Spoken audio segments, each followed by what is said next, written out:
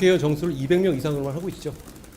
그런데 이 300명의 국회의원을 지금 활동하는 것들이 국민들께서 어떻게 생각하시는지가 대단히 중요합니다. 헌법적 결단은 200명을 넘기만 하면 된다는 것이 우리 헌법적 결단입니다. 그런데 많은 국민들이 지금 우리 국회가 하는 일에 비해서 숫자가 많다고 생각하시는 것 같습니다. 저도 그렇습니다.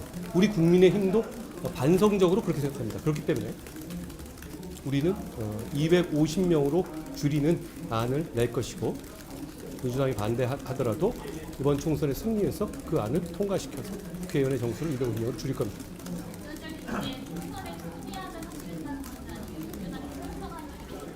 민주당이 찬성하면 바로 합니다, 당연히. 아니, 민주당이 반대하면 우리가 승리해야만 줄일 수 있습니다. 그렇지 않겠습니까? 회장님, 이번 주에 이재명 대표가 당무에 복귀할 걸로 보이는데요. 따로 이재명 대표 만남이나 이렇게 얘기했습니다. 당무를 잘 하시기를 바라고 몸을 잘 키우시기를 바랍니다. 제가 저번에 이 큰일 당하셨을 때 그날 바로 제가 병문안 인사를 드린 적이 있었거든요. 몸이 괜찮으시면 제가 병문안을 한번 가보고 싶은 마음입니다. 정책부 독서권 포기뿐 아니라 대통령 거부권 제한도 대통령 거부권 제한도 포함해서 개헌을 검토. 그걸 포함한다는 건 안 하겠다는 얘기죠. 그렇지 않습니까? 이런 거 저거 다 연결해가지고 포함하면 안 하겠다는 얘기 아닙니까? 그 얘기가 불체포 특권을 포기한다는 얘기로 누가 보겠습니까? 그건 차라리 그냥 구질구질하게 그러지 말고 하기 싫으면 하기 싫다고 그러는 게 좋습니다. 그러면 지금 그 290석이라고 하셨는데 이게 92 비례를 다 없애겠다는 말씀. 그 방식에 대해서는 일반적으로 많은 분들이 비례에 있어서의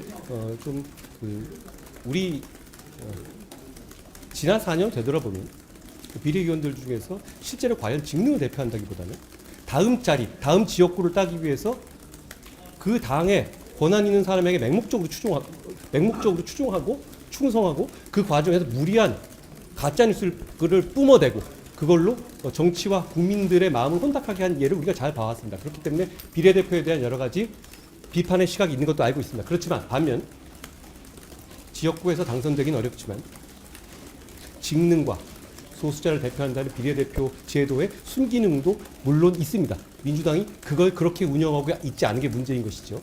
그러니까 그런 걸 감안해서 그 숫자는 이렇게 저희가 50을 줄인다라는 걸 해놓되 어떤 방식으로 할지에 대해서는 저희가 차차 고민하겠습니다. 다만 뭐 이 얘기는 저 혼자 한 얘기가 아니라 우리 원내에서 대표님과도 상의한 내용인데요. 저희는 국회의원을 정수를 줄이라는 국민적 요구에 순응하고 적극적으로 나설 것이라는 입장을 분명히 다시 한번 말씀드립니다. 국회의원 축소 같은 경우 부분이 붙어왔던 거거든요. 그런 차원에서 일종의 좀 공약물이다, 총선용 공약 제시 아니냐 뭐 이런 얘기도 나오고 것 같아요. 실천적인 문제죠. 그렇죠.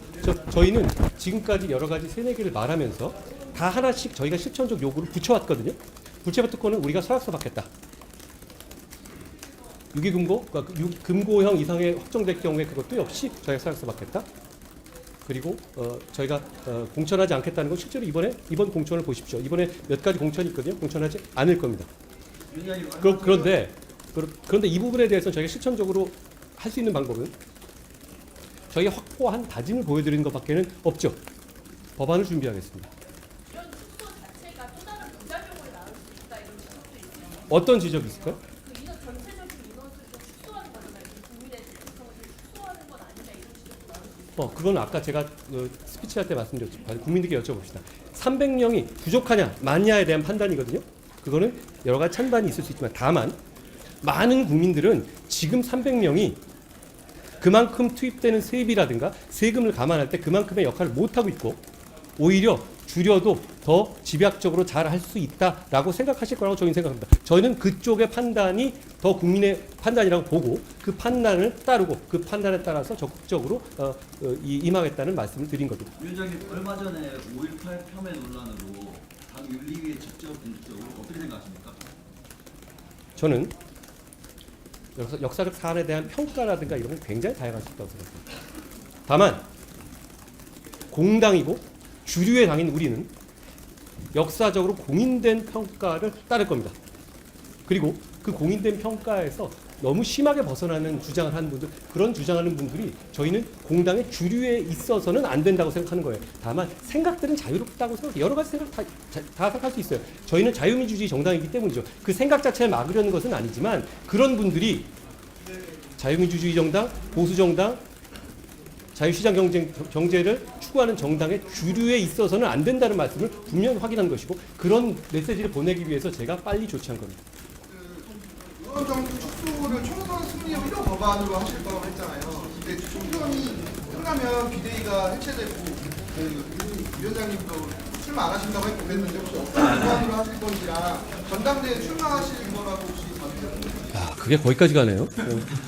그런데 이렇게 말씀하시면 제가 아까 그렇게 말씀드렸죠. 이게 저 개인의 의견이 아니라고 말씀드렸죠. 우리 당의 원내대표님과 말씀 나누고 한 것이고 이 부분에 대한 국민의 따가운 시선에 대해서 우리 의원들도 충분히 느끼고 있습니다. 오전에 윤재혁 원내대표가 안녕하세요. 진보 진영에서 미래연합 주장을 일법 선동이라고 강하게 비판하고 계세요. 네, 진보 진영에서 이제 강행을 한다고 해도 미래정당은 안 받으시는 걸 아니 저희가 그렇게 말씀드렸죠. 지금 이건 현실 세계에서의 민의를 반영하는 국회를 구성하는 문제입니다.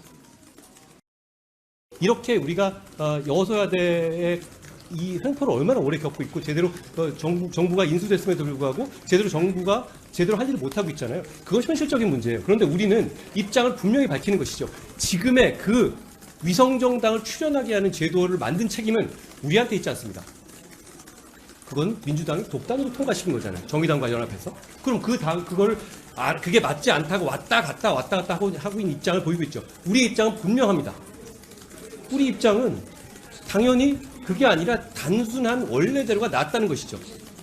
기자님, 지금 준연동 제도가 왜 50 몇 프로 넘어가는 거는 효과가 없고 그래야 되는 특별한 논리적 근거를 이해하십니까? 저는 이해가 안 되거든요. 왜 그래? 그러니까 그게 산수상 그렇게 날아가고 왜 이쪽에서 있던 걸 이쪽으로 넘겨줘야 되고 이렇게 돼 있잖아요. 지금 비례 의석을. 그건 쉬워요. 알겠는데 왜 그래야 되는지 모르겠어요. 그거 설명할 수 있는 사람은 없을 겁니다. 왜 그 수치여야 되는지는. 그러니까 계속 의문이 나오고 이게 기교적인 어떤 그 정치 기술이 되는 거잖아요. 그런데 과거의 제도는 그냥 표를 그냥 계산하는 거니까 그게 그 자체가 정당성 자체는 그냥 쉽게 수긍할 수 있는 부분이에요. 국민들 다 이해하시고요. 그리고 지금 그 준연동제를 국민들이 요구했습니까? 아니잖아요. 그거 시작할 때 어떤 거였죠? 정의당하고 민주당이 어떻게 보면 자기들끼리 어떤 그런 계산에 의해서 한 거 아닌가요? 그게 국민의 뜻과 관련이 있습니까? 그래 놓고 지금은 이재명 대표가 비례 나가야 되니까 병립형을 원래대로 놨다고 계속 얘기하다가 상대 상황이다 하니까 왔다 갔다 하고 있잖아요. 그 문제를 지적해야 하는 겁니다. 우리의 입장 바뀐 적이 없습니다. 우리는 당초의 제도가 국민의 민의에 맞고 국민들이 이해하시기도 좋고 그게 논리적으로도 간명하다고 생각합니다. 그렇지만 다수의 힘으로 연동형 지금의 제도를 유지하겠다 나온다? 그럼 당연히 저희도 플랜 B로 거기에 대응을 준비해야 되는 겁니다. 그러면 그렇지 않은 상태에서 그럼 저쪽에서 다 야합해서 그런 위성정당 다 비례 먹어가는 상황을 만들어낸다? 그게 우리가 민의를 대변하는 겁니까? 그건 그렇지 않죠. 분명히 말씀드립니다. 우리의 입장은 확고하고 분명합니다. 원희룡 장관이 이번에 개항을 출마해서 이재명 대항할 걸로 알고 있는데 그 윤영선 당협위원장 등 그런 어떤 공천 과정에서 경쟁도가 있건가요? 제가 아까 말씀드릴 때 우리 후보들 중에서 이 선거에서 이재명 대표가 지역구에 승리하는 것의 상징성을 감안해서 정정당당하게 싸워서 승리하고 싶은 후보들이 많이 계시다고 했어요. 그 중에 한 분이 원희룡 장관이고 그게 인천이든 서울이든 종로든 호남이든 영남이든 관계없이 나갈 겁니다. 개항을 딱 전제로 해서 말씀드린 게 아니기 때문에 지금 상황에서 제가 말씀드린 뭐 이재명 대표가 개항에 나오겠다고 용기 있게 말하고 있지도 않지 않습니까? 그러면 원희룡 장관께서는 이재명 대표가 나오고 싶은데 그냥 보고 가서 자기 공천을 하신다는 얘기죠. 자객 공천이라는 말은 이상하고요. 본인이 일단 공천은 과정을 거치고 우린 시스템을 갖춘 정당이고 저희는 이번에